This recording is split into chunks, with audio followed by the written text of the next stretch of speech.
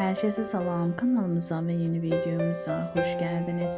Müğənni Sevdə Yaheyeva həyat yoldaşı ve kızları ile birlikte yeni videosunu paylaşıp onların maraqlı videosunu sizlere təqdim edirik. Siz de videomuzu beğenmeyi, kanalımıza abone olup bize destek olmayı unutmayın.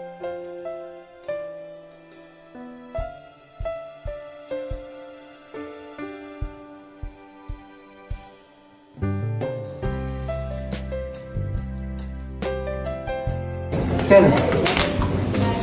Gel.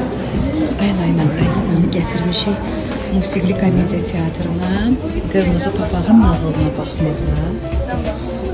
Dayan Ayla. Ayla. Hoş geldin.